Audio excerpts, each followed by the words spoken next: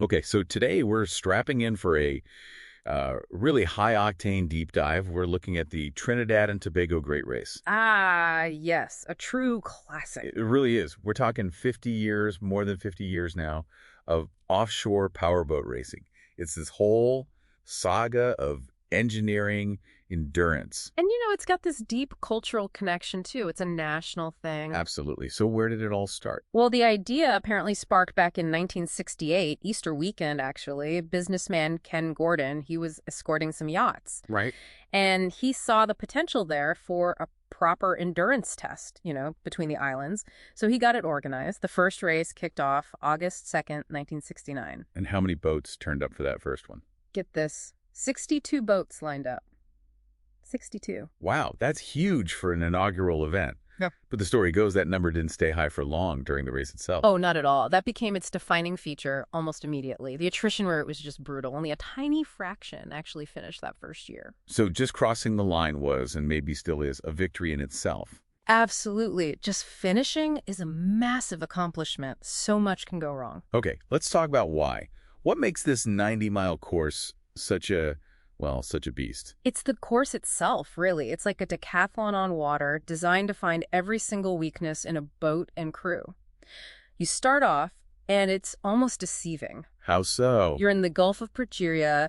It's often flat, calm, perfect conditions, you think, to just open the throttle and fly. But that doesn't last long, I take it. Not a bit. Almost immediately, you hit the Bocas del Dragón, the dragon's mouths. Right, that infamous stretch. Yeah, and it's not just like choppy. It's where the calm Gulf water slams into these powerful currents coming out from the Caribbean Sea. It creates these unpredictable churning lumps of water, just throws the boats around. Okay, so that's the first big test, the appetizer you called it in the prep. Exactly, because the main course, the real killer, is the run along Trinidad's north coast. What happens there? That's where you meet the open Atlantic. You're facing these relentless, just pounding head-on swells.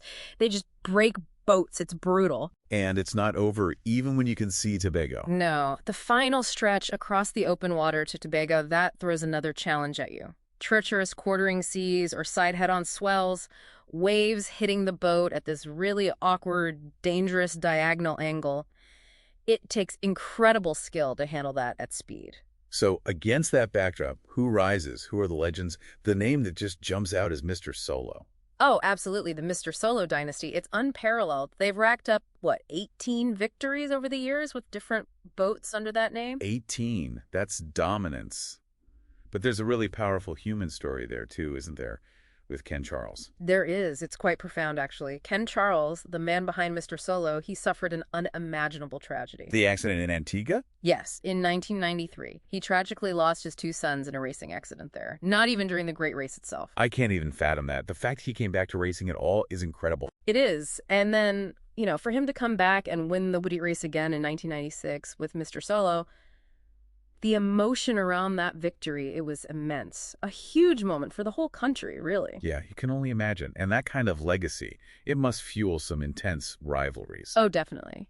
The most notable rival was always Checkmate. Fierce competitors. They bagged 7 titles themselves. And that competition, Mr. Solo versus Checkmate, that probably drove a lot of the technological development, right? Pushing the limits? Absolutely. It was a proper arms race. You see the shift in the boats over time. Like the early days. Yeah, early on, it was the locally built Bowen wooden hulls. Amazing craftsmanship. They actually won 8 of the first 11 races. Real local ingenuity. But wood eventually gave way. It did. The need for speed, for handling those brutal conditions better, pushed teams towards foreign-built catamarans, boats like skaters, victory hulls, lighter, faster, designed for offshore punishment. And the speeds just kept climbing. What's the ultimate expression of that speed now? Well, the current benchmark is just mind-blowing. In 2018, Motul Monster.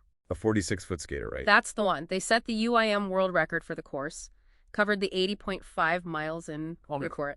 47 minutes and 43 seconds. Under 48 minutes for 80 miles of that water. Yeah, it's practically flying. Just insane speed. But it's more than just a race, isn't it? You mentioned the cultural side. Oh, hugely. It's woven into the national fabric. It starts even before race day with the boat parade. Along Areopita Avenue in Port of Spain. Exactly. Thousands come out to see these incredible machines up close. It turns them into public spectacles. And the finish line in Tobago. That's the Tobago pilgrimage. Store Bay just becomes this massive festival. Thousands gather, lining the coast, boats anchored everywhere. It really reinforces the connection between the two islands. It's a huge party. And the race itself has evolved professionally, too. It got UIM sanctioning in 2018. What does that mean, practically? So the UIM is the international governing body for powerboating. Getting sanctioned means the race adheres to global standards, rules, safety protocols. It formalizes everything. And it allows for different classes. Right. It's not just one overall winner anymore, though that's still the big prize. You have multiple speed classes now. Everything from, say, a 50 mph cruiser class up to the really fast boys in the 130 mph A class. It lets more types of boats compete fairly. Which opens the door for some amazing stories spanning generations and backgrounds. Like, you have Carol C. Ty. Yeah, a true trailblazer. The first, and still the only, female champion driver. Won way back in 1983. Incredible achievement. And then you jump forward decades, right to the other end of the spectrum. Exactly. Just recently, in the 2025 race, you had a 14-year-old, Josh G. Charbon. 14 years old, became the youngest driver ever to compete, and he actually won his class, the 50 mph class. Wow. From pioneering women in the 80s to teenagers winning today. It speaks volumes about the pull of this race. It really does. Whether you're part of a long-running dynasty like the Charles family or a young kid just starting out, the demands are immense. Which really leaves us with a fascinating question, doesn't it? Something for you, the listener, to think about.